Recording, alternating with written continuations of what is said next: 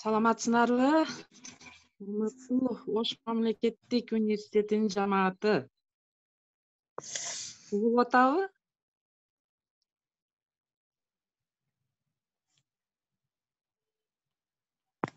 Угубады го. Бурлеже саламатсызбы? Угупту бизге. Саламатсыңарбы? Жакшысыздарбы? Жакшы, Үйдө бардыгы жакшыбы эже? Бардыгыңыздар тынчаман. Рахмат, баары жакшы.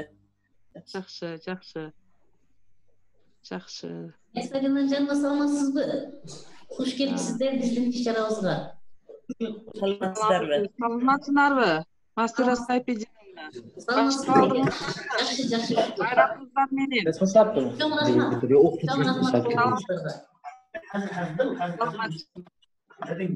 Эже Бурул Сагынбаева да кирди Мастер Асайпединовна.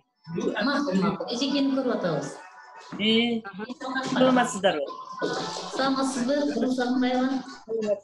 Саламатчылык. Исхак агай кирдиби?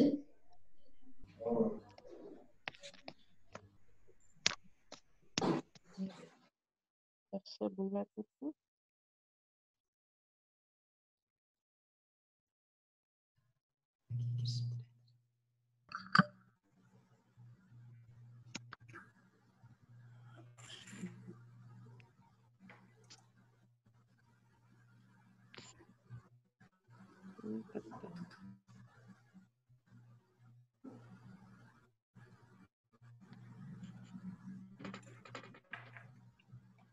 Кабусный.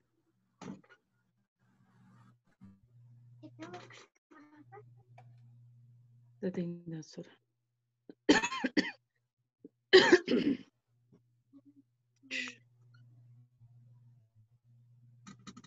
Саламатсызбы агай? Саламатчылык. Кандайсыңар? Жакшы. Денсаулыктарыңыз жакшыбы? Мен көрүнбөй калдым го. Ким көрүнүп атамбы? Жакшысызбы агай? Ооба, жакшы. Мен көрүп атамын. Жакшы. Эми байланыш мындай жакшы болду. Жалал-Абадта болуп отурасыңбы же? Жок, мен Жалал-Абадтан агай.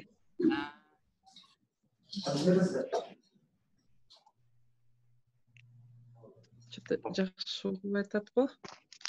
Байланыш жакшы болуп атат. Меники болбой атат же Назаркулдун сөзүн айтасың? Ооба, ошол угулбай калды да.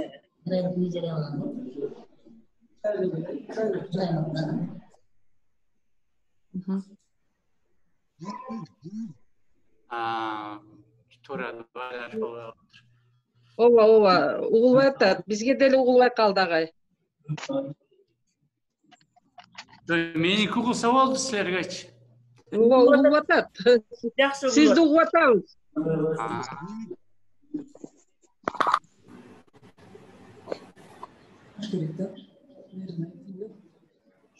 Исхак катышуучулардын зоорун сордойсуңарбы? Лектор агайда.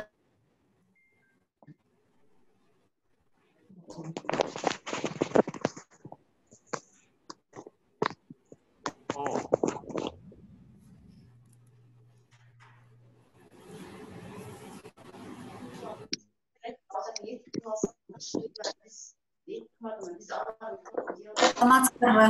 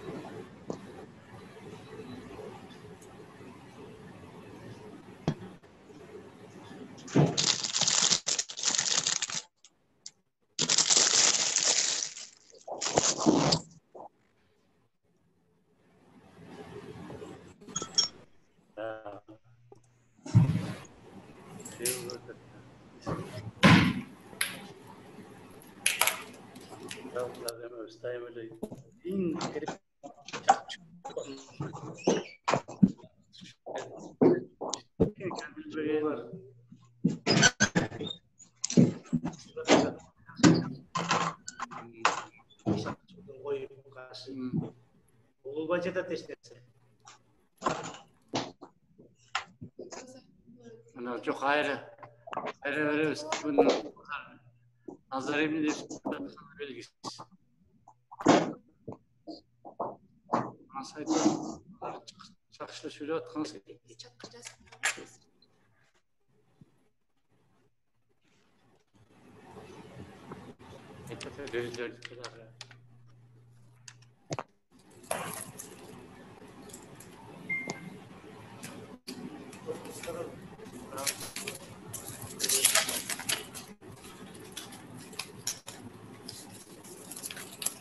Barusqa en керектүү китеп.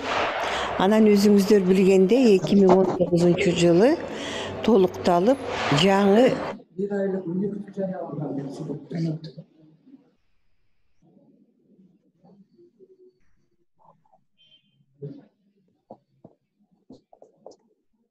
Баев менен биргеликте кыргыздын туңгуч алипбесин жазды. Кийинчерээк накыл сөздөр, камус наамени, андан соң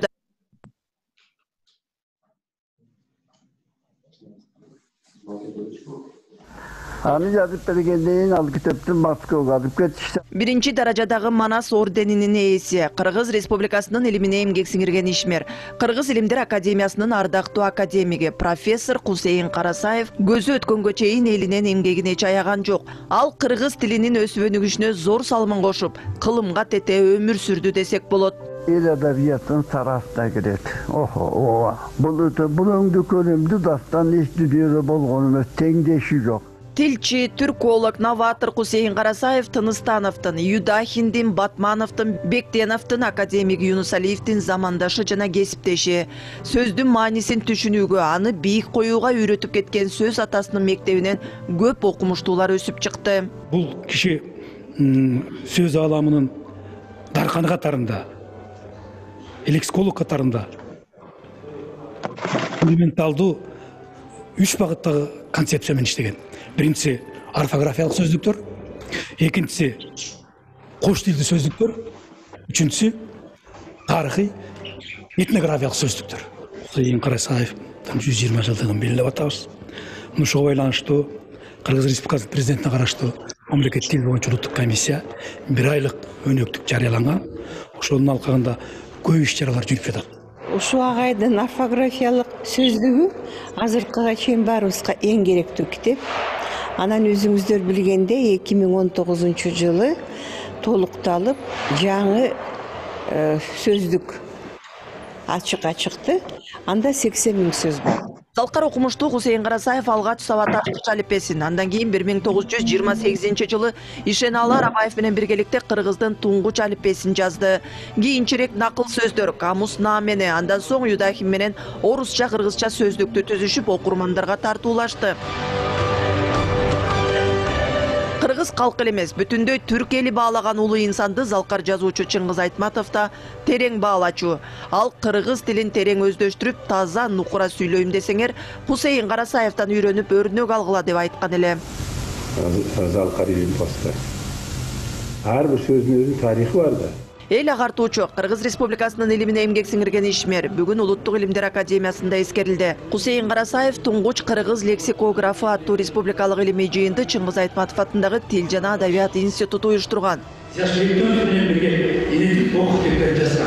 Маданиятыбыздын илимдин патриархы Кусейин Карасаев сүргөн кылымга тете өмүрүндө өмүрлүк жары Айша Карасаева менен нарктуу, дөөлөттүү, бакубат өмүр сүрүп, үй бүлөсүнө, кыздарына жана кийинки муунга татыктуу үлгү көрсөттү. Отец знал 16 тюркоязычных языков. Мен залкар инсандын кызы болгондугума өтө сыймыктанам. Атамдын үлгүлүү көп сапаттары бар болчу. Ал даанышман, акылдуу, ыймандуу, адамгерчиликтүү адам жана мыкты ата болчу. Анын айткандарын көп эстейм. Билимге, тил үйрөнүүгө басым жасагыла деп көп айтчу. Өзү 16 тилде эркин сүйлөчү. Эски араб тилин эң мыкты өздөштүргөн. Бизге да көп окугула, көп тил үйрөнгүлө. Анан эң башкысы адам болгула деп көп айтар эле.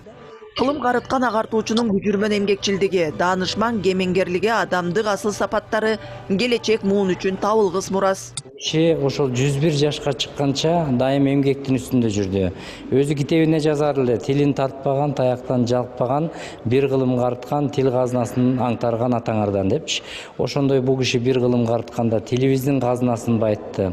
Анткени бул киши кыргыз тил илиминин негиз салуучусу катарында кыргыз тил илиминин тарыхын изилдеди. Биринчи лексиколог жана лексикограф катарында бул киши кыргыз сөздүктөрүнүн атасы катарында. Кыргыз тилине кирген башка элдердин тилдерин изилдеген киши катарында өтө көптү билчү эле. Анткени билими жагынан бул киши өтө терең эле. Кыргыз журналистикасына да негиз салган Кусейин Карасаев менен болгон мазмундуу маектер, нускалуу кеп кеңештер Кыргыз радиосунун алтын казынасында сакталган. Кыял Шаршеева, Бекжан Токтосунов, Ала Тоо 24.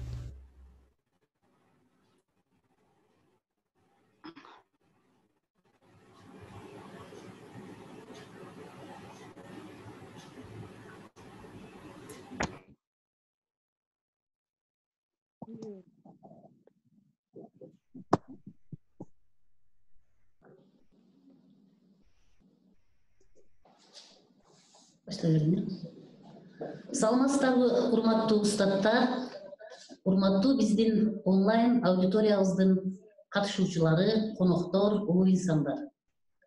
Баарыбызга белгилүү болгондой, эл аралык деңгээлде бүгүнкү күндө биздин Кыргыз Республикасынын президентине караштуу мамлекеттик тил боюнча улуттук комиссиянын демилгеси менен бир айлык өнөктүктүн алкагында жерлерде ар кандай чөйрөлөрдө эң жогорку деңгээлде түрдүү формат менен Кусейин Карасаевдин 120 жылдыгы белгиленип жаткандыгы баарыбызга белгилүү.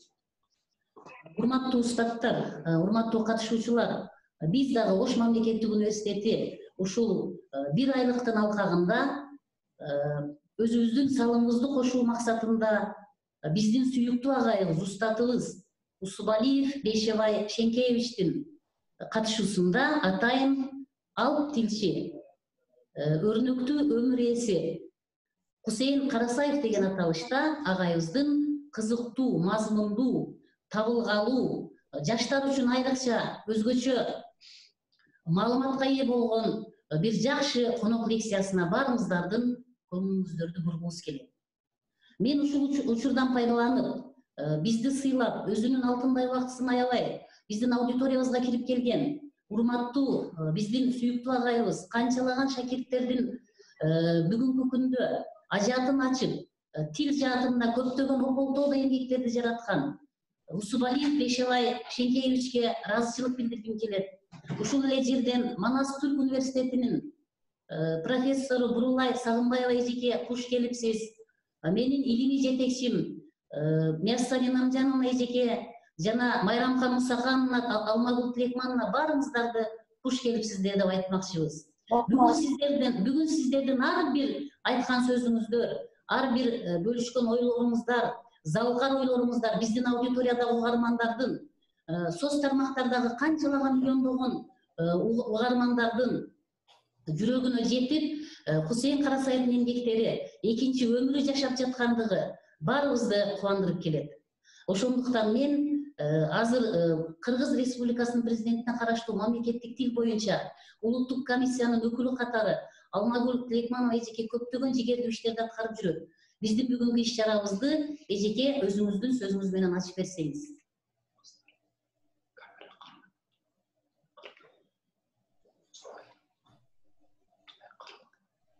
Алмагүл эжеке.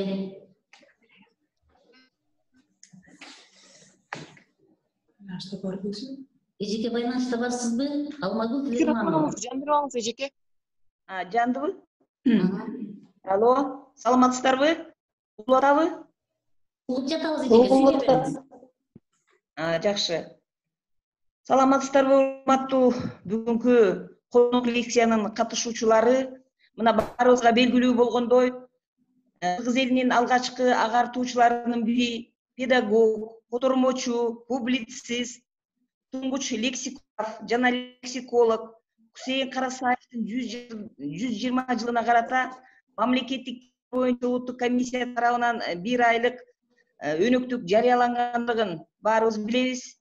ушул өнөктүктүн алкагында республикабыз боюнча ар бир билим берүү мекемелеринде эбегейсиз чоң иш-чаралар уюштурулуп жатат. Мына ушундай иш-чара бүгүн түштүк желекебизде Ош мамлекеттик университетинин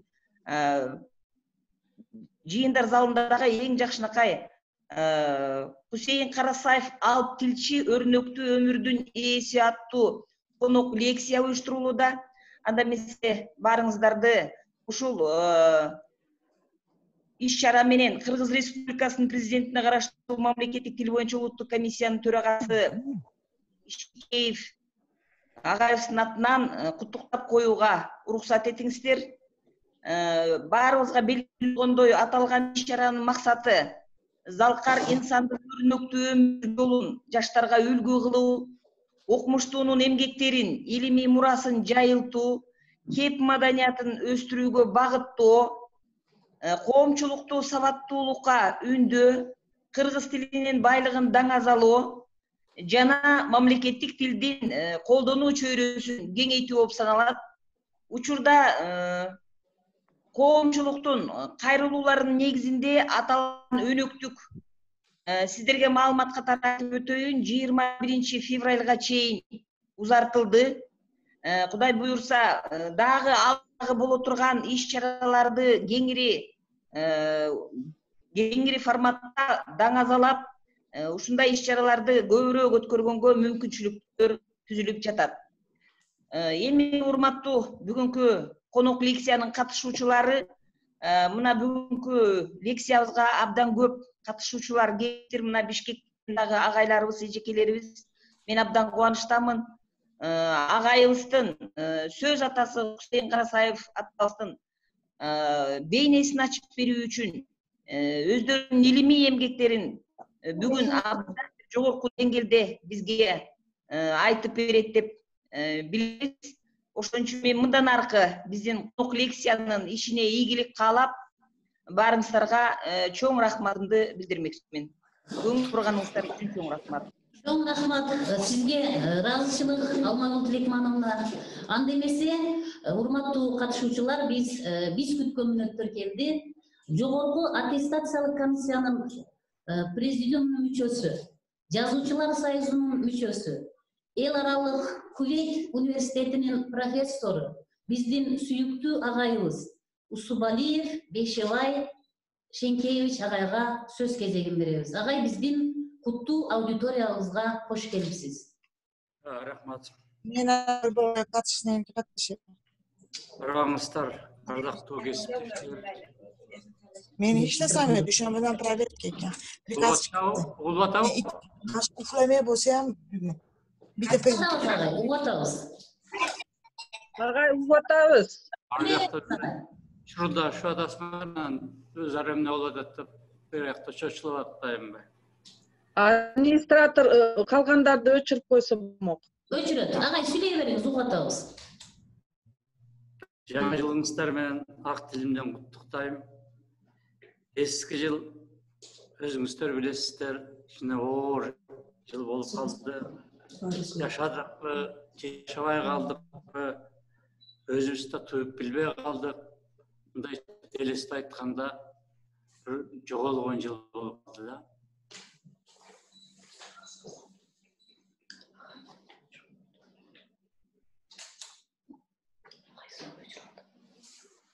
Aytkın öçür koyalım mı? Agaydı öçür koyalım. Aytkın candır koyalım kayra özü bilgi öçür koyalım. Ecek aytsanız agay cagabız. Agay mikrofonu sal. Uzaktan candır koyalım koyalım mı? Ecek siz sürüp koysanız agay mikrofonu cagabız. Agay, mikrofonumuzu jandırып аласызбы?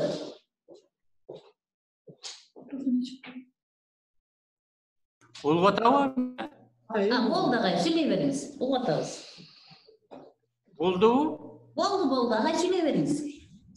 Агайды баа микрофон агай берсин. Карасаев агайдын эң эмгектерин жогоруда айтып кетишти чындыгында. Бар эле Шекеев дагы Диханова дагы бирден санап, атүгүл Kıyal Şarşeyeva'nın bayandamasında толук эле берилdi.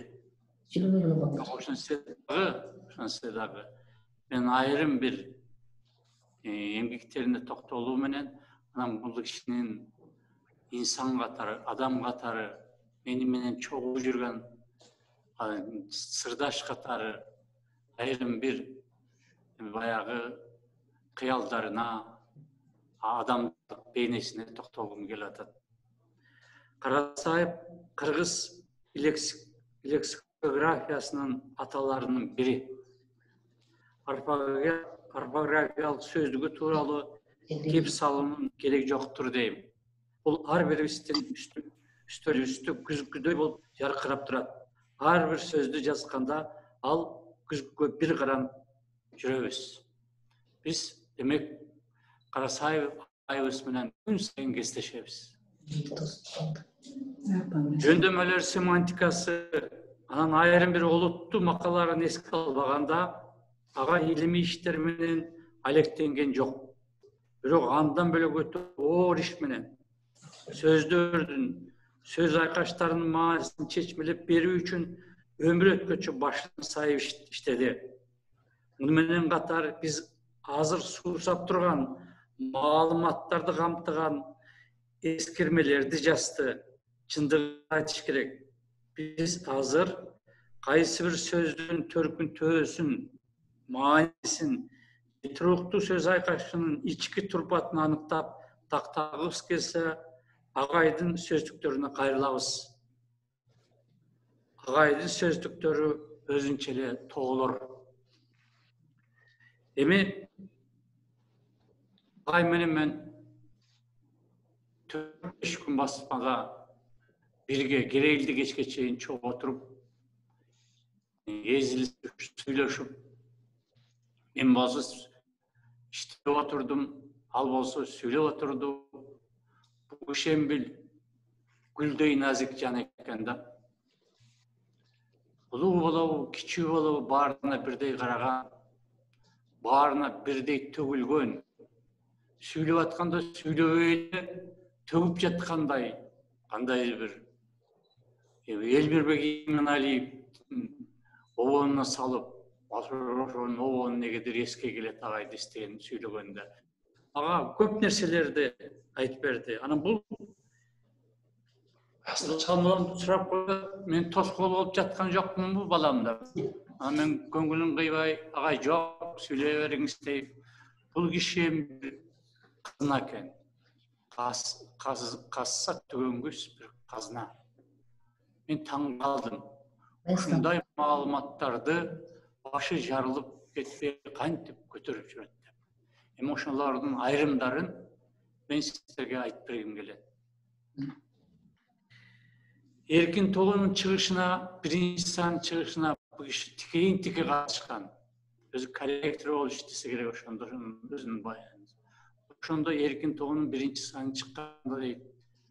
Эркин тоонун Кыргыздын биринчи гезити чыкты деп Ташкент базарын аралап гезити желбиретип көтөрүп алып кыйкырып жүгүргөнбүз. Экинчи Манасчы Саякбайды кантип шаарга алып келгенин, же манасчы кылган мындайча айткандачы. Айылда болсо ошол бойдон жүрө бербек балким. Анан ошол Саякбайды алып келгенде бер жактан чыга калып, Касым тыныстан бүлдөт манас айтса, Саякбай Караевдин кадимкидей коркконун айтты. Андан кийин бул киши эми мурда кызык кыргыз менен казак окумуштуулары аралаш эле жашашчу. Өзгөчө Муктар Абыезов Кыргызстандан аграп көргөн эле киши да. Анан ал киши бүткүл айтканда дүйнөлүк салмагы бар кишилердин, инсандардын бири эле. Ошол киши дайыма Хусейин казак кантип намаз үйрөнгөнүн айтып берчи деп сурана берчү экен. Анан бул анекдот экен, ошону айтып берсе каткырып күлүп. Анан силерде бир Төрөлү деген керемет сөз бар. Қазақтар төрөлү деп айта албайт, төрөлү дебейт. Қазақтар туылды деп айтышат. Анда бір жақтан бір ой, сіз анда мүмкә өзіңіз емеңізге шығармаңыз төрөлү деген сөзді қосып жазып қойыңыз, бүтіндей қазаққа тарап кетеді. Андан кейін бұл кіші Құранның тоқталып, Құранның қасиетті құпия сырлары туралы тан олуттуу сүйлөп берер эле. Ал мезгилде билесиңер, атеист деген күчөп турган учуру бул киши да атеист болосуң, атеист болосуң деп баягы кысымда калган киши жок. Ошончо дагы ушу мени менен отургандагы кафедрага келгенде өзгөчө баягы экөөбүз эртеден кечке чейин 3 күн отурганда ушу Куран тууралуу, Kuran'ın құпия сырлары туралы, қасиеті жөнінде, ыйыгы туралы чоң бір өз жайы чачылып сөйлеп берди эле. Анын акырында мынтип күлгөнү бар. Кыргыз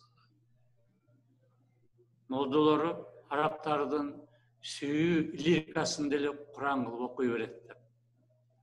Анан бул киши бир бизге калтырган чоң мурасы дагы. Бұл ішу баталарды аптан жақшы білчү. Кайженде кандай, кайсы учурда, кайсы кырда кандай бата бериш керек. Анан ушу бата тууралуу да бир сырлуу кептерди айткан эле да. Канча батанын канча түрү бар. Ушу бата кыргыздардын биреси жанын алып қалған бір керемет қатары айтып берді эле да. Андан кейін айтып келип, мен бұл кишини ушунча жер шаарда жашап қалғандан кейін бұл айылдан менимче айыл менен катташпай калса керек деп ойлоп жүрчүмүн.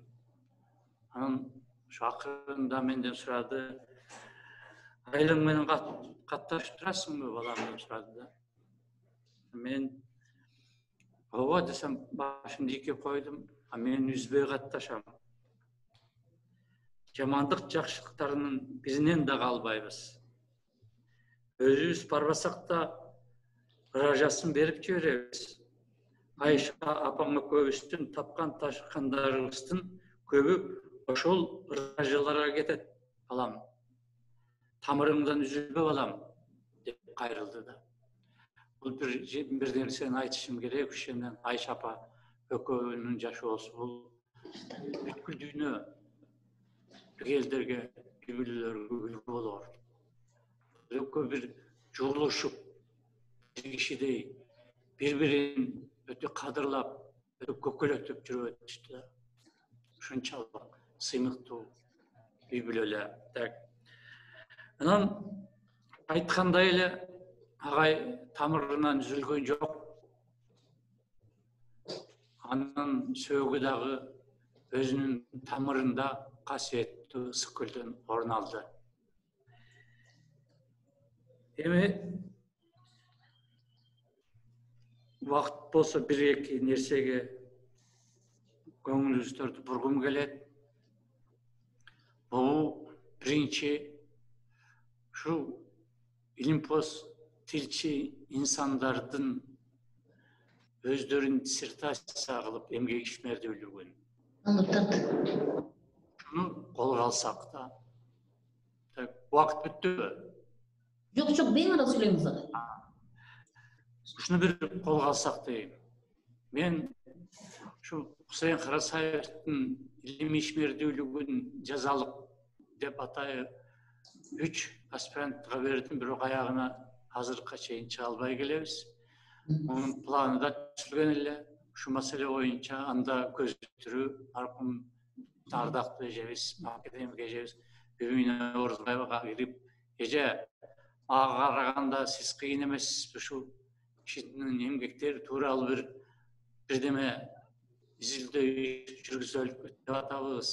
План түзүшпөйлүбү кандай план десем, кой айын менен кус экеме таарынып калгам дейт. Эмне болуп десем, мен эптеп энциклопедияда иштеп жүргөндө тиги орфографиялык сөздүгүн чыгарсам, анан ошонун эртеси эле теледе интервью берип атат дейт. Менин айрым сөздөрүмдү үйүнө бузуп салыптыр деп. Чындыгында эле азыр ойлоп көрсөм, чындыгында эле ошондой болуп калышы да мүмкүн да. Магайдын өзүнүн көз карашы бар, өзүнүн эмеси ал тиги кыракта балким бурмаланып кетиши мүмкүн да. Анан эми бул бир маселе. Ойдон ушу ар бир окумуштуунун өзүнүн ордун кыргыз лингвистикасында илиминде алган ордун бир ачып берсек, кийинки мундар үчүн деле жана тил илиминин өнүгүшү үчүн да биз чоң бир иш кылган болор элек. Экинчи маселе, биз тил илиминин тарыхын изилдөөнү таптакыр көз жастында калтырып койдук. Тил илиминин ар бир саласы боюнча лексикология, фонетика, морфология, синтаксис, стилистика ушул боюнча атайын изилдөөлөр жүрсө, бизде кандай деңгээлге келип, тил илими кандай деңгээлге көтөрүлүп, кандай нерселер бар алдыбызда, ушу маселелер абдан ачылып берилмек. Ушу эки маселеге бир көңүлүбүздү буруп жүрсөк деп окумуштууларга кайрылар элем. Эми теңирим Хусейин агайыбыздан жашты да агайыбызга жашты да бериптир, бакты да бериптир чындыгында. Эң негизгиси өз көкөрөгүндө бугуп жаткандардын көбүн элге берип кетүүгө үлгүрдү. Бул анын чоң бактысы эле. Азыр ушул бакыт бүт кыргыз элинин бактысына айланып отурат. Хусейин агайдай жаш адамдар жашап өткөндүгү жана арабызда жашап жүрүшкөндүгү үчүн биз кыргыз эли бактылуубуз. Көңүл бурганыңыздар үчүн чоң рахмат. Чоң рахмат, агай. Биз аябай сиздин баалуу лекцияңыздын мазмунунан жаштар ушул жерде мен бир сизден өтүнүчүм бар. Кудай буйрса, жакшы күндөр болсо, офлайн сабактар болсо, биздин чоң бир аудиториябызга келип, ушул лекцияңызды жандуу дагы бир жакшы бир окуп бере турган күндөрдү биз сизден суранат элек, агай. Чоң рахмат сизге. Аябай мазмундуу, баалуу, табылгалуу лекция болду. Урматтуу аудитория, агайга кандай суроолоруңуздар, каалоо тилектериңиздер болсо, бүгүн мындай жандуу баарлашуу, агай менен мындай мүмкүнчүлүктөр дайым эле боло бербейт. Биздин аудиториябызда эң жакшы биз сыймыктанган устаттар отурат. Мүмкүн болсо жаштар суроолорду, каалоо тилектерди айтып алганга бүгүн эркин микрофон, бизде чоң мүмкүнчүлүк бар. Интернетибиз чектелбеген. Ошон үчүн шашпастан жакшы, баалуу ой пикирлерди бөлүшкөнгө мүмкүнчүлүк бар.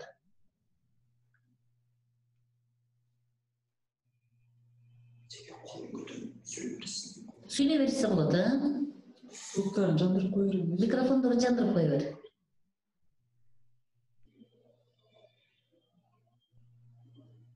Урматтуу аудитория, суроолоруңуздар, агайга карата каалоо тилектериңиздер бар болсо, эркин микрофон.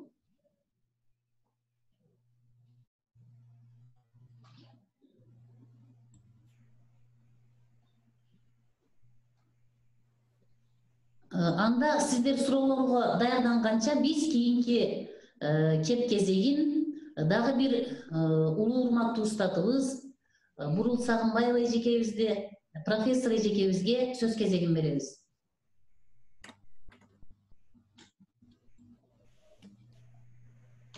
Саламатсыздарбы? Бүгүнкү иш-чаранын катышуучулары угулуп атабы? Жакшы эле. Жакшы болуп атат. Саламатсыздарбы? Саламатсыздарбы бешеке, урматтуу бүгүнкү иш-чаранын катышуучулары, рахмат сиздерге ушундай чоң иш-чараны уюштуруп атканыңыздар үчүн.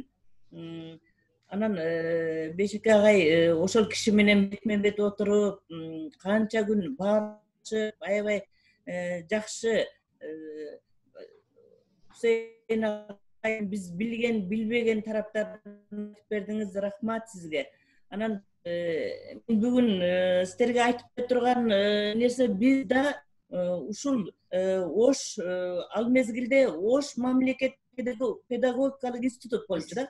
Анан ошондо бүтүргөн 1972 жыл менен 1976 жылдары Ош мамлекеттик педагогикалык институт ал мезгилде. Анан азыркыдай эле ушунчалык бир окуу жайы студенттер үчүн жакшы шарт түзүп берет экен. Мен азыр ошол мезгилде баалаган деле эмеспиз. Азыр баалап жатам да ушул студенттерине мындай түзүп берген шартка. Атайын Фрунзеден ошол окумуштуу Hüseyin агайды, Карасаев агайды ушулар билип калсын, көрсүн деп чакырышкан экен да көрсө. Анан бизге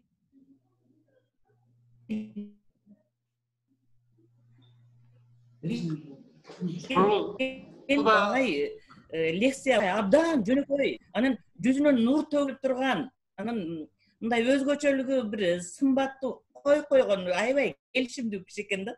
Анан биринчи сулуу киши экен. Анан биринчи агайдын кирип келип сүйлөй баштаган агайдын сөздөрүнүн эмеси биринчи жанагы келбетине карап эле кыздарбыз да.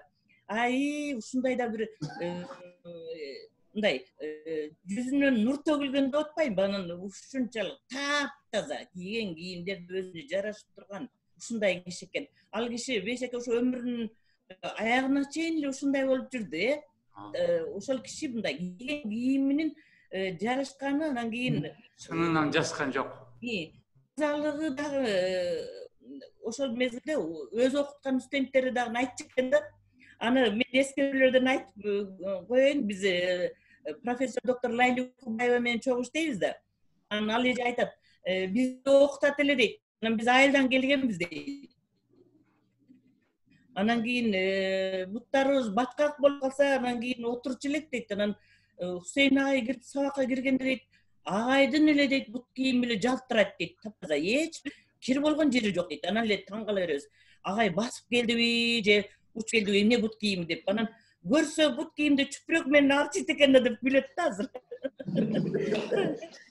Таң калыштуу жерлери. Анан ошентип агай бизге агайды жандуу көргөнүбүзгө өзүнчө бир кубансак, анан ушул жана бешекеде сонун айтты, кумдун ичинен тапкан шурудай тизип сүйлөгөн сөздөрүнө муюп эле жатып калдык да, ушундай бир кынап сүйлөйт экен агай. Анан ошол маалыматтардын ичинен Ташкентте окугандыгын, арабча, фарсча окуп, анан жазганды үйрөнгөндүгүн, өз алдынча билимин тереңдеткенин, анан ошол билим кийин ушул сөздөрдүн этимологиясын жазганга, арабча, фарсча сөздөрдү чечмелегенге, кыргыз тилиндеги архаизмге айланып кеткен сөздөрдүн маанилерин ачып берүүгө канча даражада жардам бергендигин бизге айтып берди. Тарбиялык мааниде ушул студенттерге эң негизи ушуларды айтыш керек десе керек деп ойлойм да азыр. Анан сөздүк түзүүнүн жолдорун айтып берген. Сөздүк түзүү дегенде сөздүктү даяр силерге кандай мээнеттер менен түзүп беребиз, андагы мээнетти айтпай эле коеюн деп ошол түзүүнүн жолдорун айтып берген. Кандай кылып картотекаларды жыйнагандыгын, жана башкаларды. Анан эми бизге айтты эле, ошо дайыма айтып жүргөн, жана кыз да айтып атпайбы, сөздүн түпкү маанисин белгиле деген ошондо. Түпкү маанисин белгиле, эгерде сөздүн түпкү маанисин билсеңер дейт, өзүңөрдүн ким экениңерди, ата бабаңа ким экендигин, деги эле улуттун ким экендигин ошондо гана билесиңер. Сөздүн түпкү маанисин билбесеңер, аларды биле албайсыңар деп айтканда, деп эле угуп атабыз. Эми ал кезде биринчи түшүнсөк, биринчи түшүнбөйбүз. Анан эженин кызы Алтынай айтып атат да. Алтынай Хусейн айтып атат. Үйүнө деле такай айтчу экен да. Сөздүн маанисин билгиле деп. Анан кийин эми ошол мезгилде эле интеллигенция десем, азыр биздики деле көбүнчө небелер орусча сүйлөп эле калбадыбы? Анан агайдын кыздары дагы ошол орусча сүйлөп, орусча окуп калган экен да. Анан Айша апа экөө айтыптыр, силер эми биздин жолду уланта албайсыңар, кыргызча мындай тил жагына кетпегиле деп бизге ошенткен дейт. Анан ошонун айынан мен медик болуп калгам деп атпайбы. Медик болсо деле акын арттан сугат дегендей медицина илимдеринин доктору экен. Анан жет ата жөнүндө көп айтчу эле дейт. Бизге да ошентип айткан. Жет атаңарды билгиле, кыргыздар, жет атаңарды билгиле. Ал көрсө жет атаны билүү медициналык жактан да улуттун тазалыгы үчүн керек экен да. Аны да билбей укканбыз, ал мезгилде жашпыз да. Анан бир кызыктуу окуяны айтканда, ошол мезгилде апай, мына кыргыз элинин туңгуч агартуучусу, санжачысы Осмоналы Сыдык уулунун Тарих Кыргыз Шармания деген араб графикасы менен жазган эмгеги бар да. Анан ошол эмгекти агай кириллицага түшүргөн экен. Анан эми дейт, ошол эмгектин эмне себептен жазылып калганын агай кеңири токтолгон да. Айтып атпайбы, улут кызыкчылыгын биринчи орунга койгон экен, ошол себептен жана куугунтуктар да болгон да агайгачы. Осмоналы Сыдык уулу мынтип айткан экен да, ошол айылына дейт, айылына жана агартуучулар деп эле дейт, бирөөлөр келет эле дейт, каяктар келет дейт. Анан ошондо бир каяк келип, анан ошол киши мынтип айттыр, кыргыздан тараган деп айттыр да. Анан ошондо укмуш арданган экен. Биринчи максаты ошол болгон экен. Кыргыздан тараган деген барып туруп икке такалат экен да. Икке такалат экен. Анан ошондон Осмоналы Сыдык уулу арданып, жок, биз андай эмеспиз, биз деген асыл тукумдан болобуз кыргыздар. Мен ошону далдеп жазышым деп туруп, анан кийин ошонун материалдарын жыйнай баштаган экен да. Анан ошол китепти чыгарам деп Казанга барганда дагы китеп сатып алайын деп барсам, татарлардан да уккан экен ошол сөздү. Кыргыздан тараган дегенде. Анда бир ардандым дейт. Ошонусун агай айтып атат бизге, Хусейн агай. Алгачкы маалыматты ошол агайдан укканбыз. Анан эми кызык нерсе, Москвага да бир конференцияга барып калдым да мен. Кандай деп ойлойсуз? Бешекте Олжас Сулейманов деген бизде укмуш, чоң окумуш бар да, эми жалпы түрк элдеринин окумуштуусу эле эмес, СССРдын дагы чоң окумуштуусу. Эми кичине карып калыптыр, бирок бирөө суроо берди да, ушул агай доклад окуп атканда. Сиз кандай деп ойлойсуз? Түрктөр бөрүнү символикалык жактан бөрүнү көтөрөт, абдан бөрүгө сыйынышат, эмнеге деди да. Анан айтты, отуруп мунун башы барып мындай икке такалат. Бул кыргыздарда бар, бул кыргыздарда ошол кыргыздан тараган деп эле ушуну айтып атат. Эми ошондой чоң киши менен ал жерде тартышкан болбойт, бирок мен мындай ичим ушунчалык ичим ачты да. Баягы Осмоналы Сыдык уулунун абалын ошондо түшүндүм да. Ошентип айтып атат да, итке байланыштырып. Анан ошентип туруп, казак каяктан тараганды билсиңби анда? Ошентип эми улуу кишиге айта албайт экенсиң. Бизде эми өзүнчө субординация бар, улууну урматтоо деген бар. Анан кийин ошондой керсейип жүргөн инсандардын бири да. Теңсинбей айтты. Анан эми кайра мына Хусейн агайдын эскерүүлөрүнө Тарых Кыргыз Шарманияны Осмоналы Сыдык уулу жазыптыр. Анда дейт, мынтет агай, эми дейт көп сөздөрүн дейт мындай түшүнүк берилбептир дейт. Анан кийин диалектилер кеткен, бирок диалектилерди дагы түшүнүксүз дейт. Андан башка ал мезгилде мындай өзүнчө унификация орфография деген жок болгон чындыгында ал киши жазган мезгилде.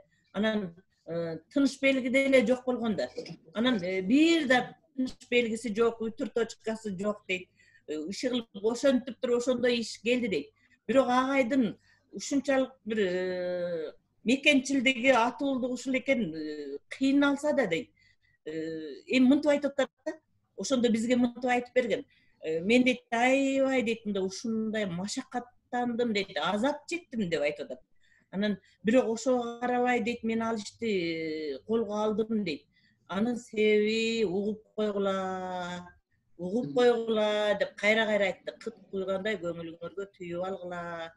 Бул кийинки муун үчүн силер кыйналбай окусун деп туруп оңдодум. Анан кийин ошол китепти казып окусаңар көп нерсе бар ичинде деп айткан да. Анан ошол эсимде калыптыр. Анан кийин эми агайдын лекциялары ошо 1-2 күн болду. Ошондо агайдын тил багытында иштегендигин, анан кийин сабатсыздык иштегендигин, анан кийин Манас эпосу боюнча дагы иштеген 3 багытта иштеп жүргөнүн мындай болгоп түшүнгөнбүз да. Аны эми кийин өздөштүрүлгөн сөздөр, камыснама жана айтылды накыл сөздөр, анан 1000 түркүн суроого 1000 түркүн жооп деген эмгеги бар, Мажира деген эмгеги бар. Юдахин менен кошо жазган. Юдахин ушул кишиге ушундай таянган экен да. Жана чоң сөздүктөр жазууда агай автор болуп көрүнбөй калбады, бирок ошол Юдахин менен жазган эмгектерин ошолордон көрүүгө болот да. Анан ошолорду эми ал эмгектерин жөнүндө дагы айтып туруп, анан кийин мына ушу билгеним баарын берип кетсем экен деген мендеги ушундай бир тилек максат болду балдар деп айтат да. Анан өзгөчө мына 1000 түркүн суроого 1000 түркүн жооп деген китебинде ушул максат мен жазгандыгы даана көрүнөт да. Өзү суроо берет агай. Анан өзү жооп берип олтурат да. Анан кийин ушул билгендерими биз билгендер кетип калсак, анан кийин жаштар билбей калбасын деген максат экен да көрсө. Мына жаштар отурасыңар, эми бизге даярды оозубузга чайнап салып коюптур. Жаштар ушуну чайнап алыш, ошону өздөштүрүп кетиш биздин милдет. Аны кылбасак бизди тарых кечирбейт да. Анан кийин ошондо Касым Тыныстановдун өзүнө болгон таасирин, агайды ачып берүүдө Касым Тыныстановдун ролу жогору болгон экен. Ошону айтып берген. Анан кийин жана Бешеке айттыңыз, сиз Саякбай Каралаев деп жана Манастын эмесин ачып бергенге себепкер болгон ушул киши экен да көрсө. Барып манасчыларды издептир. Саякбай Каралаевка чейин Үкөбаев деген башка бир киши айтчу экен эл арасында. Ошону издеп барган экен. Анан ал киши байдын баласы болуп, анан кийин ал мезгилде жанагы жүрөгү түшүп калган. Анан борбордон издеп келиптир, сени качып кеткен экен. Иши кылып мен дагы бир балеге кабылбайын деп. Анан барып Саякбайды Каралаевчы таап алган экен бул киши. Ошондой окуясы бар экен, бул да кызык. Анан кийин Юдахиндин келишин айтып берген, борбордон ушул кишиге телефон чалган экен. Ушул кишини жаныңа алып, жардамдашып, Кыргызстанда ушул киши сөздүк жазат деп айткан экен да. Анан көлгө алып барып боз үй тигип, ата-энесинин үйүнө боз үй тигип алып туруп, анан кийин сөздүктү, баягы чоң сөздүктүн биринчи түзүлүшүндө боз үйдүн жанагы эмеректеринин аталышынан баштаган экен. Көрсө эми Юдахин аябай таң калып боз үйгө. Анан ошонун аталышын сурап атып туруп, анан ошол негиз болгон экен деп биринчи ошондон баштаган экен эмеректеринен. Ушундай бир кызыктуу маалыматтарды айтып берген. Анан агай жөнүндө ушул өзүнүн башынан өткөн кыйынчылыктарын жана тоскоолдуктарды айтпай, оозун бекем жаап көп айтчу эмес экен ошол жөнүндө. Бирок эмнегедир эми булар жаштар, анан кийин булардан анын үстүнө бир периферияда болсок, булардан сөз деле чыкпаса керек, бирок эми кийин айта жүрсүн дедиби агай. Башынан өткөн кыйынчылыктарын айтып берген бизге. Анан деп жанагы ал мезгилдеги кытчылык, репрессияга кабылгандар жанындагыларды. Анан өзүнүн кантип репрессияга кабылбай калгандыгын, анан кийин ошол репрессияга кабылгандардын үй бүлөсүнө кантип жардам бергенин, ошолорду мындай кылып бизге айтып берген. Анан кийин көп сөз кылып айта элесе мен таң калдым да. Бизге көрсөйм булар жаштар деп жана периферия деп айтса керек деп коем азыр оюмда. Эми мен ушул жерде агайдын 3 доорду жашаган тарыхый инсан экендигине токтолуп кетким келет да. Курманжанда атканын бир арманы болгон экен. Менин арманым, биринчи арманым дейт, баягы формация доордун алмашып кетүүсү. Кабыл алуу абдан кыйын болгондо эми чын эле. Анан байыркы империядан эле анан кийин союз келип калды, ошондогу кыйынчылыктар. Андан кийинкиси өзүнүн тең туштарынын калбай калгандыгы. Эми бул тең деген да бир чоң нерсе экен да көрсө. Өзүнүн кичине эле бала чака арасында калып калгандыгын айтып арман кылган экен да. Бул агай 16-жылдагы империя доору, биринчи доору. Анан кийин совет доору. Анан кийин эгемендүүлүк доору. Эми кылым башталганда төрөлүп кылымдын аягына чейин жашап кеткен киши да. Анан ушул жерде мен айта кетишим керек. Сырын Айша ападан сурашыптыр да. Анан Айша апа айткан экен. Бул биринчиси 3 нерсени айтайын дептир. Биринчиси ынтымак, үйдө ынтымак жашадык. Чын эле Айша апа агайдан да кичине көбүрөөк жашады. Кийинчерээк каза болду, бирок Айша апа да таланттуу болгон да. Кыргыздын тун актрисасы болгон эже. Илимге да биринчи кирген киши. Бирок ошолордун баардыгын коюп туруп, өмүрүн ушул өзүнүн өмүрлүк жары Хусейин атага арнап койгон да. Өзүнүн жашоосунда ошого берип койгон. Бирок деген экөө жетелешип жүрүп, Хусейин агай жас кол жазма менен жазса, эже болсо машинкада терип, анан кийин жетелешип алып, анан кийин архивге өткөрчү экен. Ушунта архивдегилердин да айткан сөзү бар да, ишке болгон тыкандыгы. Хронологиясын сактап, анан кийин ушул кол жазмасын, анан кийин системага келиптирип туруп алып келчү эле дейт да, материалдарын экөө жетелешип алып архивге өткөргөн экен да көрсө. Анан жана биринчисин ынтымак дегенге кирет дейм бул. Анан кийин өзүнө кам көрүүсү дейт. Агайдын баягы сырткы турпаты кандай болсо, ичине деле ошондой мамиле жасайт да.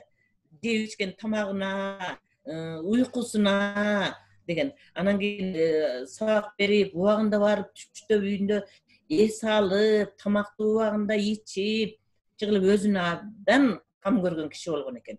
Анан үчүнчүсү ишине болгон сүйүүсү, албетте. Эгерде ишин сүйсө, өмүр бою ошол иш менен алек болсо, анан кийин менимче жаш болуш керек.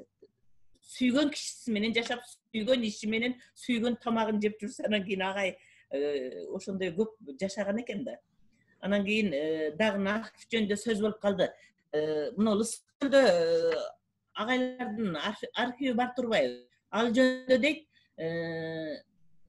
жана Лайли Үкүбаева эже айтат да, ал архивдин бар экенин биз билбейт дейт. Анан эженин кызы Америкада жүрүп, билдирүүлөрү боюнча Караколго барса, көрсө агайдын архиви бар экен. Анан агай күндөлүк tutчу экен, күндөлүк жөнүндө сиз да билсеңиз керек бешеге. Ошо күндөлүгүндө мындай деп жазыптыр. Бир жерин айтып берейин. Үйгө эт келди. Анан кийин бир жакшы бир конок чакырып, сыйлап алалы деп, анан кийин кыздарды чакырайлы десек, кыздар деле 60-ка чыгып калыптыр деп жазган жери бар экен. Анан кийин азыркы биздин көйгөйүбүз да, биз деле конок чакырарда карайлап эле эки жагыбызды карап балдарды издеп калабыз го. Анан агайдын ошондой жазганы бар экен да. Анан эми агай эс тутуму укмуш болгон экен. Жанагы эле бизге биз менен жолугушуусунда академия иштери деген драма жазган экен, бирок деген ал чыкпай калган турбайбы? Бул аябай чуулуу болгон турбайбы? Көрсө ал ошол союз мезгилиндеги идеологияга жакпаган түшүнүктөрдү Касым Тыныстан дагы 2 киши бар дейт, 4төө жазган экен. Анан ошондогу окуялардын сааты менен анан кийин ал мынткенде Касым Тыныстан мынтип айтканда дегендерин угуп туруп таң калабыз да, кантип сааты менен мүнөтү менен анан кийин ар биринин сөзүн эстеп калган деп айга эс тутумуна таң калганбыз да. Анан кийинки жогорку маданияты жөнүндө дагы бир окумуштун айтканын айтып берейин да. Тарих илимдеринин доктору профессор Алыбек Асанканов деген киши бар. Ал киши айтат, кезектеги бир Манастын 1000 жылдыгында бир жерде боз үйдө чогуу отуруп калдык дейт. Анан ошондо агай ошол эмгектеринен дейт, акыркы эмгектери дейт да. Ошол чыгара албай аткандыгы жөнүндө мындай кичине капа болуп айткан, мен байкап калдым. Ошол жерде отургандардын эң жашы мен элем дейт. Анан мен чыгарып берейин ушул китепти деп да.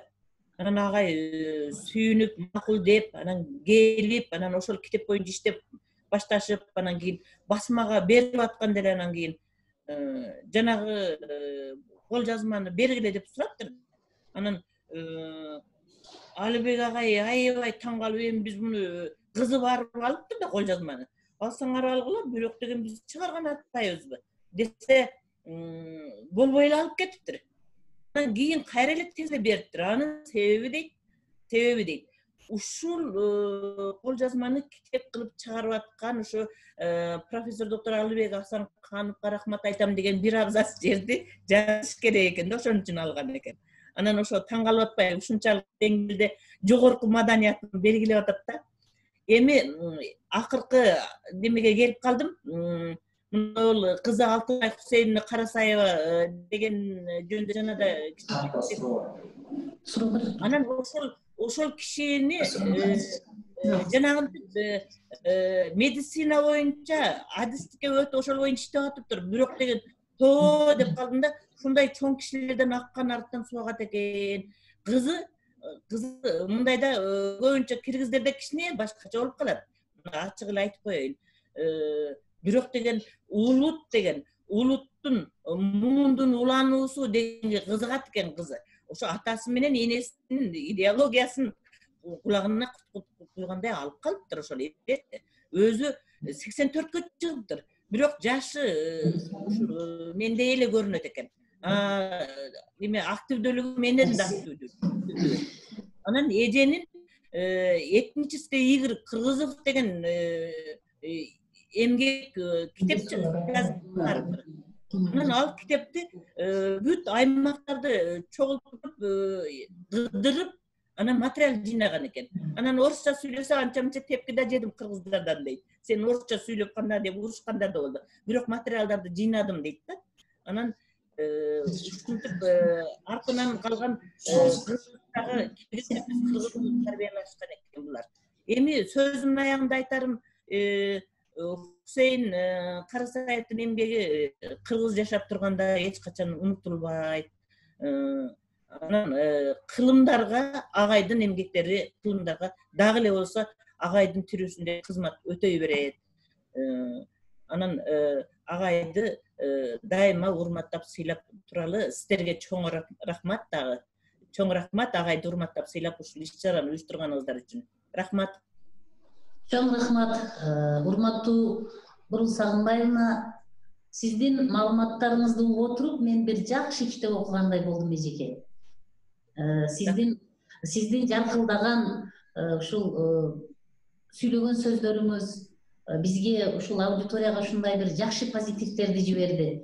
Эжеке дайыма өмүрүңүзгө береке берсин. Ушундай шакирттер менен чоң-чоң аудиторияларда жүзүңүз жарык болуп, ушундай улуу инсандардын руху колдоп, көп жашаңыз. Сизге терең ыраазычылык билдиребиз. Рахмат эжеке. Урматтуу катышуучулар, биздин иш-чарабыз улантылат. Азыр суроолор бар экен, Исхак. Чаттагы суроолорду окуп койсоң болот. Урматтуу Бечебай Шенкеевич, агай сиз агай Кусейин Карасаевдин замандашы шакирти катары сизге суроолор келиптир биздин студенттерден. Алгачкы суроо ошо Кусейин Карасаевдин өмүр жолу, илим ишмердүүлүгү боюнча бүгүнкү учурда ушул баягы изилдөөлөрдү жүргүзүлөбү деген суроо келиптир. Ошол боюнча көрүп өтсөңүз. Bunu Atay jana toktolup ötmedim. Ben özüm Hüseyin Karasayev sözlükçü degen temada dissertasiyalık iş berilgen. Yok, bu iş ayağına çıkalık. Atayım da bunun yüzünü açıp bergen, ilimi yüzün, insanlık yüzünü açıp bergen, hazır izildiği жүргүзүлелек bir dağı.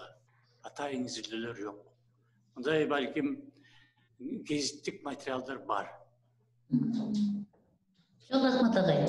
Жакшы жооп болду. Дагы суроолор барбы аудитория? Агайга тике суроолоруңуздар болсо бериңиздер, авторубузга, эжекеге суроолор болсо бериңиздер.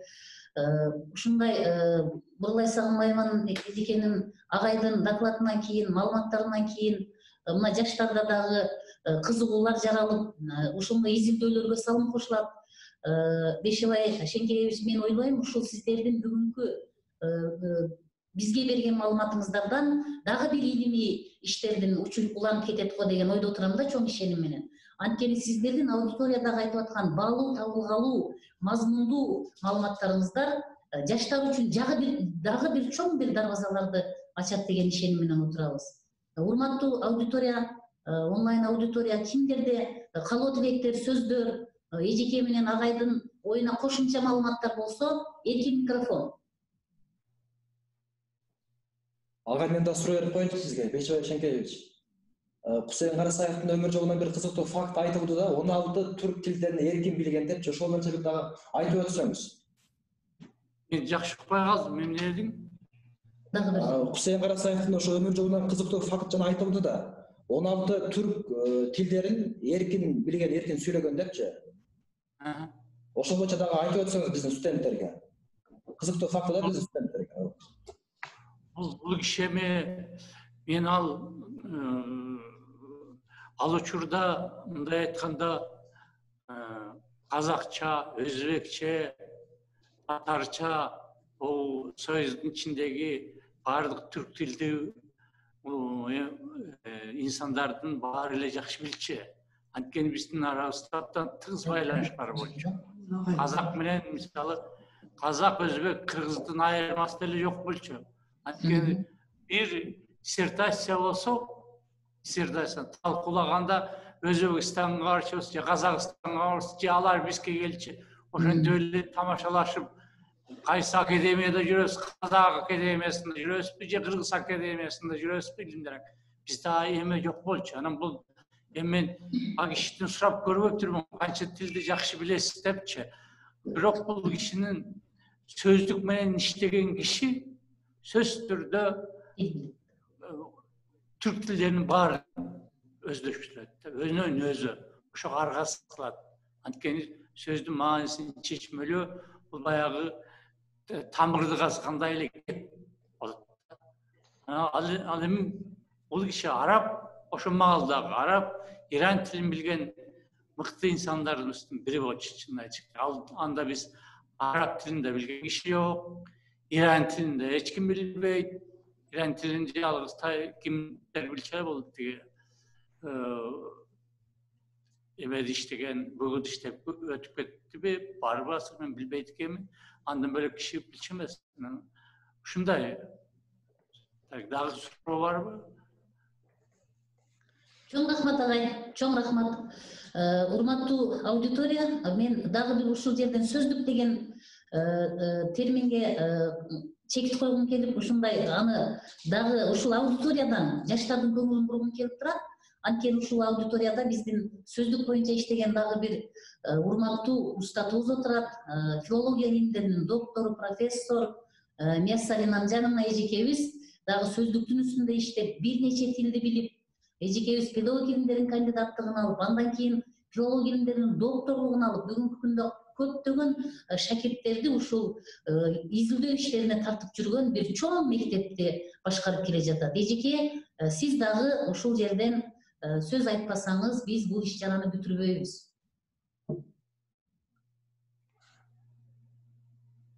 Mikrofon çalınız. Mikrofonunu aç. Kim? Mikrofonu aç. Ezgi'nin mikrofonunu kırıp koyuşu. Açtık şu.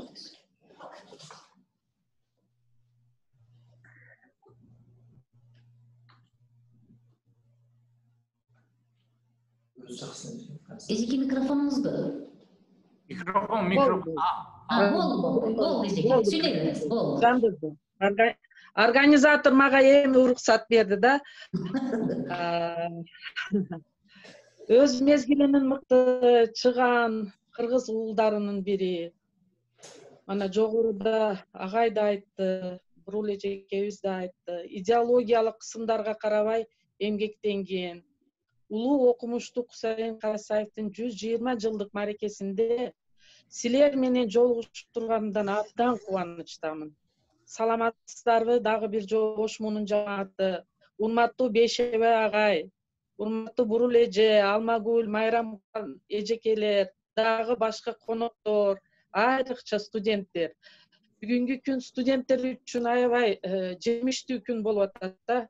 Ошондой улуу урматтуу биздин Борбордогу филология илимдеринин доктору, профессорлор, эмгек сиңирген, илимге эмгек сиңирген агай эжекелерибиз катышып турат. Мен деле Ош Муунун жамааты атынан Бейшебай агай сизге, Бурул эжеке сизге чоң ыраазычылыгымды билдирип кетем. Жогоруда абдан маанилүү, мазмундуу эки баяндама болду. Мен өзүмгө да жакшы кызык материалдарды алдым, маалыматтарды алдым. Катышкандардын бардыгы эле чоң кызыгы менен уктук го. Илимпоз Кусейин Карасаев өзүнүн 100 жылга жакын жашаган өмүр жолунда аябай көп агай эжеке да белгилеп өтүштү, жүздөгөн тонн баалуу эмгектерин бизге калтырып кетти. Мен ошолордун ичинен кичине Карасаев агайдын кыргыз котормо теориясына, анан сөздүк боюнча сөз башталып калды. Ошолорго токтолуп кетейин. Карасаев агай котормо теориясына, айрыкча кыргыз котормо теориясына да чоң салым кошкон. Кыргыз тилинин котормо теориясы боюнча алгачкы илимпоздор катарында бир топ илмий макалалары жарык көргөн. Мисалы, котормо жайында деген макаласын өзүндө котормо эмне? Бир тилден экинчи бир тилге ал тектеш тил болобу, ал тектеш эмес тил болобу, которунун жолдору, анын теориясы.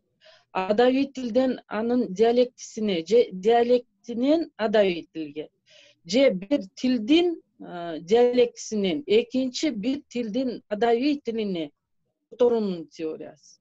Эски тилден Бейшебай агай айтып кетти, иран тилин билген деп. Мына азыр бизде эски тил мурдаттан эле түрк тилдери бир болгон да, эч ата бабаларыбыз айырмалабай эле бардык жерде, ал Казакстан болобу, Өзбекстан болобу, Тажикстан болобу, бардык жерлерде бирдей сүйлөп жүрүшкөн. Ошол эски тилибиз, эски баба тилибиз бир болгон үчүн бири-бирибизди түшүнүп жүрөбүз дейми? Тажик тили кошулбайт, бирок ал жерде деле биздин туугандар, өзбек, кыргыз, башка улуттарды өкүлдөрү болгон да. Эски тилден кийинки жаңы тилге которуу теориясы жөнүндө ошол бир гана макаласында кеңири маалымат берген. Ошондой эле азыр булактарда агайдын Максим Горкийдин, Радишевдин, Крючковскийдин, анан Рабиндранат Тагор, мына карасаңыздар, бая айтылган 17 тилди билген дегенге жакындашып келип атабыз. Рабиндранат Тагордун жана башка көп жазуучулардын чыгармаларын которгону жөнүндө маалыматтар бар экен. Бирок бир гана Горбатовдун алар мекен үчүн салгылашкан аттуу китебин кыргыз тилине которгон экен. Айсапабыз өзү маек бергенде айтып өткөн экен. Бул ошол алан мекен үчүн сагылашкан аттуу китеби жөнүндө маалыматтар жок экен. Бирок агай өзү которгон экен да. Ошол мезгилдин котормо боюнча саналуу гана адистери катарында эсептелинип, Карасаев Орто Азия бюросунун котормочулар жана рецензенттер тобунун бюросуна Кыргызстандан бир гана мүчө болгон экен, ошол да Кусейин Карасаев болгон экен. Анан котормодон кийин эми котормону жакшы билгени үчүн айрыкча эки тилди, кыргыз тилин ага байланыштырып орус тилин жакшы билгени үчүн биринчи лексикограф бул Кусейин Карасаев экен. Бая кыргыз лексикографиясынын атасынын бири катары деген сөздө жан бар да. Сөздүк түзүү тил илиминдеги эң машаккаттуу кыйын иштердин бири экендиги белгилүү бардыгыбызга. Эми ушул жерде эле орус тилин кантип мынчалык жогорку деңгээлде үйрөнүп алган деген суроо пайда болот да. Орустар буну агай эжеке дагы жакшы билсе керек.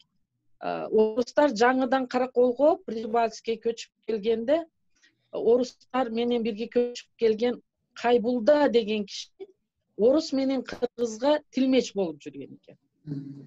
Өзү татар улуту. Андан кийин Кайбулдадан кийин Кайбулданын уулу Ибрай деген киши тилмеч болуп жүргөн экен. Ошентип ал кезде орус менен бирге келген татарлар кыргыз эли менен орус улуту арасында байланыш жасоо ролун ойногон экен. Ал кезде кыргыз арасында орустун сөзүн билүүчүлөр жок болгон экен. Ошентип багы репрессия болуп, андан мурда келип калган орустар биринчи Каракол менен Прижибальскийде ошол тилди өздөштүргөнү жакындан жардам берген экен. Агайдын орус тилин мыкты билгендиги анын кыргыз семантикасын камтыган Бешева агай айтып өтүп кетти кандидаттык ишин. Семантика падежей в киргизском языке, агай? Ошол кандидат диссертациясы ал 1944-жылы кыргыз тилин семантикасы боюнча биринчи кандидаттык иш экен да. Эми тилдин башка бөлүмдөрү боюнча кандидаттык иштер бар. Бирок ошол 44-жылы Москвада корголгон биринчи кыргыз тилин семантикасын алып чыккан иш. Эң түптүү жери ошол кандидаттык диссертациясы өзү түстөн агай орус тилинде жазган экен да. Орус тилинде жазып, анан ошол диссертацияны редакциялаткан эмес экен. Бул дегени эми агай тилдерди аябай жакшы өздөштүрүп алган, анан ошол менен бирге орус тилин жакшы. Себеби кээ бир өзүбүздүн эне тилибизде жазсак деле кээде редакциялап коебуз да, каратабыз, кайсы жерде катасы бар, стилистикалык жактан. Агай диссертациясын редакциялаткан эмес.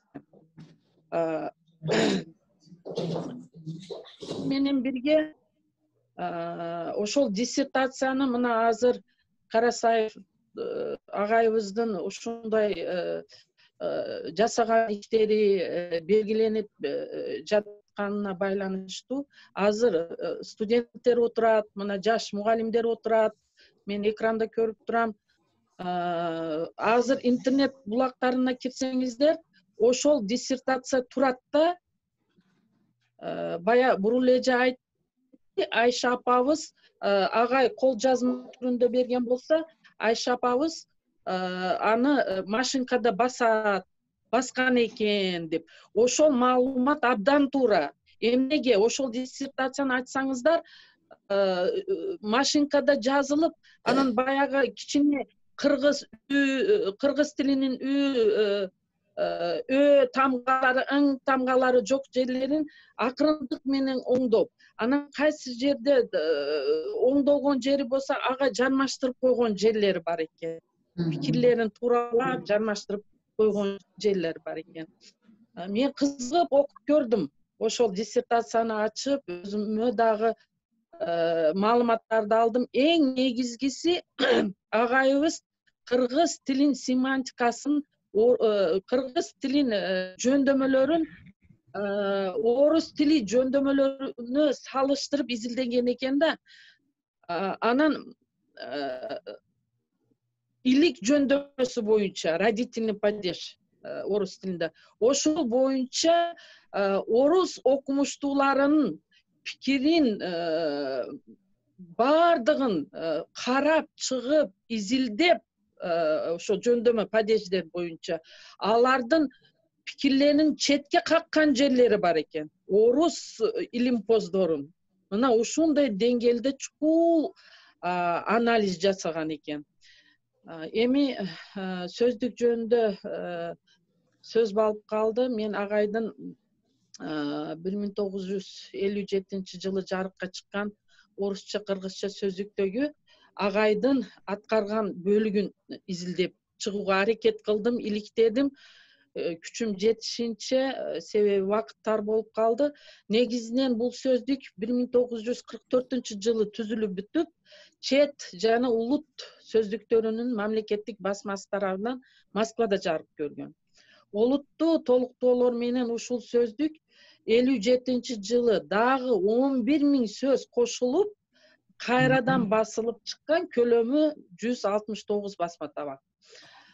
Бул сөздүктө эми авторлор тобу дагы кайра басылганда авторлор кошулган экен. Ошол авторлордун катарында биздин академик эжекебиз Орозбаева эжеке бар экен. Эми Карасаев агайдын аткарган иши БДКЛН тамгаларын толугу менен аткарган экен. Р, Т, Ш, Ю тамгаларын белгилүү бөлүгүн аткарган экен. Эми орус тилинден Б тамгасы менен башталган 1890, Д менен 1720, К тамгасы менен 2796, Л тамгасы менен 986. Мына маани бергиле, өзүбүздө деле кыргыз тилинде Л тамгасы менен сөздөрүбүз аз да, Н тамгасы менен болсо тетирисинче 3663, Р тамгасы менен 2941, С тамгасы бизде жок 2052, анан Ш тамгасы 93 сөздү бардыгын карап чыгып, орусчадан кыргызчага которгон экен. Кыргыз тилиндеги эми маани бергиле 14411 сөздү орусчадан кыргызчага илмий тилде которгон. Которгондо да мектеп окуучуларынан тартып, эгерде ошол сөздүктү мындай колубузга турган болсо, чоң сөздүк, ошол сөздүктү мектеп окуучулары алып туруп пайдаланса деле түшүнөт да, ушунчалык жакшы. Эми баягы авторлор санына караганда 14411 сөздү агай эквиваленттерин табып которуптур. Бул агайдын олуттуу менен. Мен ошол сөздүктү жалпы эмне үчүн өзүнүн фамилиясында болбой калган ага дагы токтолом. Мисалы, бир гана биреч сөзүн алалы, 9 маанисин берген. Сактоо, сак болуу, айтпоо, жашыруу, үнөмдөө, коргоо, коруу, аёо, кызгануу сыяктуу. Бит сөзүн өзүн ала турган болсо, кыргыз тилинде 18 эквивалентин таап берген. Уруу, согуу, таяктоо, токмоктоо, тепкилөө, тебүү, кагуу, сындыруу, жабуу, басуу сыяктуу. Эми бир гана В предлог, орус тилинде В предлогу.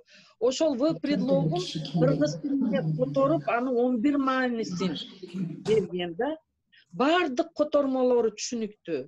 Варианттары, мисалдары менен берилген. Мен бир гана Карасаев агайдын аткарган бөлүгүн гана караганы жетиштим. Анан Эми сөздүк түзүү абдан татаал эмгек. Аны ага эжекелерим айтты. Аларга көп сын пикир айтылат. Кусейин Карасаевка куугундук күчөгөн чакта сөздүктү түзүү чыгаруу иши чоң тоскоолдукка учурайт.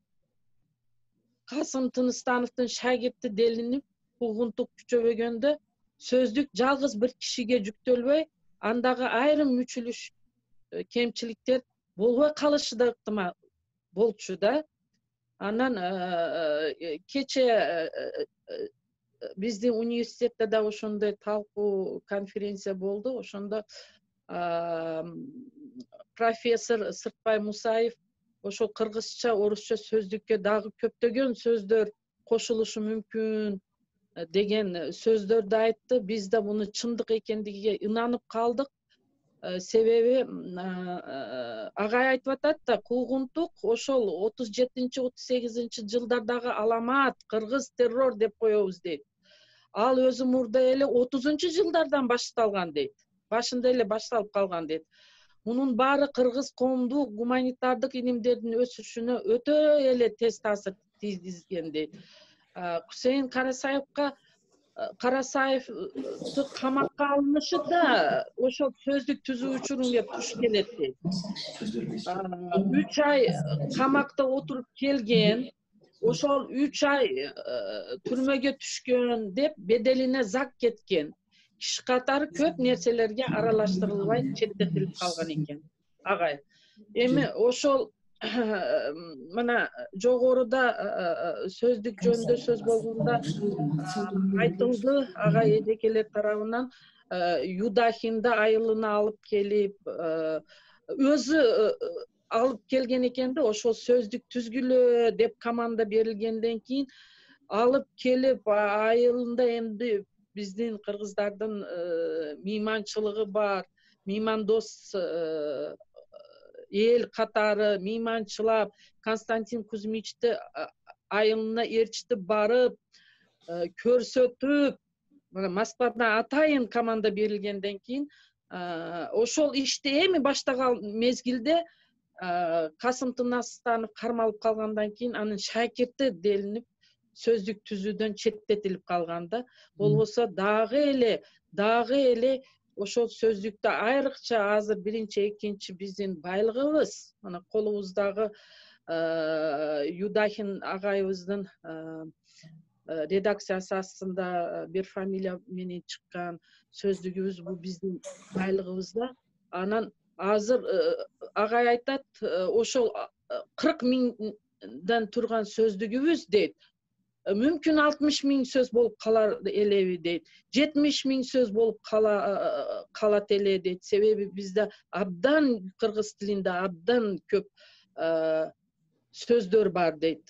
Ошолорду кээ бирлери кирбей калган дейт. Кирип калганда дагы эле түрк тилдери ичинде кыргыз тилинин абдан бай экендиги белгиленет эле деп айтат. Анан ошентип Карасаев агайыбыз аз болсо да куугундукка алынып, Касым Тыныстановду шагирти делинип 3 ай камакта жатып, андан кийин жеке сөздүктү түзөйүн дегенде жеке түзбөйсүнөр деп Карасаев агайды четтетип коюшкан экен. Мен бүгүнкү ушундай конференцияны агай ошол мезгилде эле бүгүнкү күндөрдү көргөн экен да, анан мындай саптарды жазып калтырыптыр агай. Биринчи ден соолукта эсенчилик, экинчи берекелүү кенеңчилик, үчүнчү жалпы элиме бейпилчилик. Ошол саптар Кусейин Карасаевдин каламине таандык. Ушул саптар менен баяндамамды бүтүрүп, мен Бейшебай агайга, Бурул эжекеме өзүмдүн дагы бир ирет кайталап ыраазычылыгымды билдирип кетем. Чоң рахмат.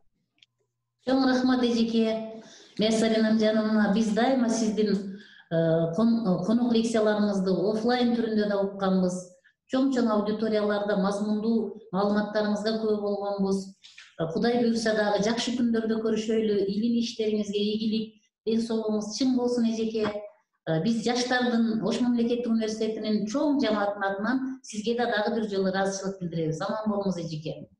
Урматтуу биздин бүгүнкү ушул Усубалиев, Бейшебай Шенкеевичтин авторлугундагы онлайн конок лекциябыздын катышуучулары азыр аудиторияда кимде каалоо тилек сөздөр, суроолор жок боло турган болсо, мен бүгүнкү ушул конок лекцияны жыйынтыктоо үчүн сөздү Ош шаардык мэриясынын мамлекеттик тил боюнча комиссиясынын төрагасы Зуур Жапаровичке бергим келип турат. Агай, сиз дагы келип биздин окумуштуулар, устаттар ушундай бир чоң аудиторияда өзүңүздүн жыйынтык сөзүңүздү айтып койсоңуз.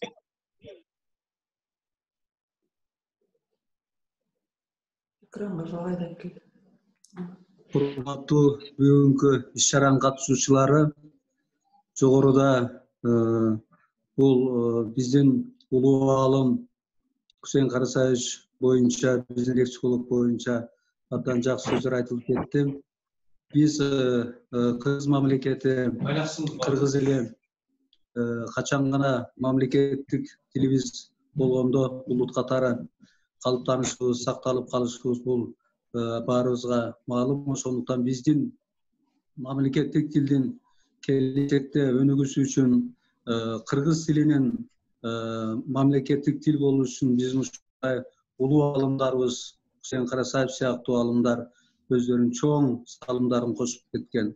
Ошондуктан мен айтар элем, бүгүнкү ушул чоң иш-чарадан пайдаланып, быйылкы өткөрүлүп аткан 120 жылдык Кусейин Карасаевдин иш-чарасы бул бардык Кыргызстанда, ошол эле мезгилде жогорку окуу жайларда, мектептерде, өзгөчө Ош шаарында мына бүгүн Ош мамлекеттик университетинин демилгеси менен өтүп аткан иш-чара бул жогорку деңгээлде өтүп атат. Ошондуктан биз мындай аалымдарыбыздын жасап кеткен, бизге калтырган ошол эле чоң кыргыздын баалуу сөздөрүн, кыргыздын лексикологиясын, кыргыздын сөздүктөрүн ушул аалымдардан биз келечек муунга өткөрүп беребиз деген чоң ишеничтебиз. Буюрса мына ушул бир айлыктын алкагында мына кайра көпчүлүктүн суранычы менен 21 февралга чейин узартылып атат. Биз буюрса ушул бир айлыкты жогорку деңгээлде дагы уюштуруп, мындан да жогорку иш-чараларды өткөрөбүз деген ойдомун. Ал эми мен сөзүмдүн соңунда ушул иш-чараны өткөрүп аткан Ошмунун бардык уюштуруу кызматкерлерине чоң мэриянын атынан ыраазычылык билдиргим келет. Рахмат. Чоң рахмат, Зуур Жапарович. Мына бүгүн сиздердин демилгеңиздер, сиздердин колдооңуздар менен канчалаган иш-чаралар өтүп жүрөт. Мен Зуур Жапаровичке ыраазычылык билдирем, анткени шаарда тил саясатын, улуттук идеология, баалуулуктар, улуттук баалуулуктар боюнча канчалаган иш-чаралардын автору катары, демилгечиси катары Зуур Жапаровичке дагы биз жаштардын Ош мамлекеттик университетинин жамаатынын атынан чоң ыраазычылык билдиребиз. Урматтуу катышуучулар, урматтуу биздин коноктор, урматтуу устаттар, сиздерге таазим этебиз. Бүгүнкү катышуучулардын активдүүлүгү мына чатта бир нече каалоо тилектер, ыраазычылыктар айтылып жатат устаттардын дарегине. Ошондуктан биз бардык ушул убакытта ким катышкан болсо, бул аябай чоң утукка ээ болду деп эсептеймин. Анткени Бейшебай Шенкеевич, Бурул Сагынбаева, Миясарин Амжановна сыяктуу биздин ушундай бир чоң окумуштууларыбыз мындай аудиторияларда келип биз менен баарлаша турган мүнөттөр чанда гана кездешет. Эжекелердин, агайлардын алтындай убактысын бизге бөлүп, бизге келип, жүрөгү менен, чын дилинен, жүздөрүнөн ушундай нур тамып жасап берген баяндамаларына, маалыматтарына биз уюштуруучу катары чоң ыраазычылык билдиребиз. Урматтуу устаттар, дайыма сиздерди, сиздердин жамаатыңыздарды, үй бүлөңүздөрдү, жеке өзүңүздөрдү ушундай улуу инсандардын руктары колдоп жүрсүн. Биз дагы бир жолу ыраазычылык айтуу менен бүгүнкү онлайн конок лекциябыздын автору кайрадан Бейшебай Шенкеевичке 1-2 мүнөттүк жыйынтык сөз менен бүгүнкү иш чарабызды жыйынтыктайбыз. Агай, сиз өзүңүздүн таасирлериңиз, бизге келген ушул бир жакшы маанайларыңызды акыркы жыйынтык сөз менен өзүңүз бүтүрүп берсеңиз. Эми жыйынтыктаганда аптан биринчиден мен дагы кубанып отурам да. Анткени мен өзүм көп маалыматтарды алдым. Бурултунан да мен сагындагы мен которумго чөкен агайдын которума чөкенин унутуп калыптырмын чынында. Радишевдин котормасында ошо кишинин боюнча окуганмын да, анан таптакыр ушу эсимде жок да, бул киши котормочу эле эмилкен, анан абдан көп өкөттөн абдан мыкты эме берди. Рахмат, менин кесиптештерим абдан жакшы маалыматтарды бердиңер. Бул тим эле бул азыркы муун үчүн абдан бир дары, руханий дары. Ар бир сөзүңөр, ар бир айтканыңар, булар жалгыз гана маалымат эмес. Булар эмнени адам өзү менен кошо алып жүрүш керек экендигин дагы үйрөнөт бизден. Эми жыйынтыктап жатканда биринчиден ошму бул биздин өлкөбүздөгү чоң окуу жайлардын бири, чоң десек да болот. Саны жагынан дагы, сапаты жагынан дагы силердин жалпы жамаатыңарга чоң рахмат. Абдан жакшы биздин башыбызды бириктирип отурасыңар. Ушундай бир Хусейин агайдай болгон муундарды тарбиялап өстүргүлө. Биз ошого тилектешпиз. Жалпыңарга, урматтуу кесиптештерим, агалар, инилер, карындаштар дегендей, ушул баарыңарга чың ден соолук тилейбиз. Азыр эми ал өз белгилүү болуп турат. Алтын башыңар аман болсун. Ушул кыйынчылыктан кутулуп келатабыз. Бул 21-жыл өз бир ак жолдо жыл болуп, баарыбызды көккөлөтүп, баарыбыз санасы жок жашагандай жашоого жетишелик. Ушуну тилер элем. Жашап атабыз, айткандай деңгээлге жетелик. Чоң рахмат, агай, чоң рахмат. Агай, сиз дагы быйылкы ушул жаңырган жылда биздин эң ак жолтой каарманыбыз болуп калдыңыз. Кудай буйрса, биз сиздерди карап туруп, Хусейин Карасаев, Касым Тыныстанов деген фамилиялар, ушул аты жөндөр кандай аталып аткан болсо, биздин муун сиздерди, эжекелерди, ушул аудиториядагы устаттарды ошондой сыймык менен айтып жүрөлү. Аман болуңуздар. Баардык катышуучуларга чын дилден ыраазычылык билдиребиз. Аман болуңуздар. Кайрадан жолугушканга чейин.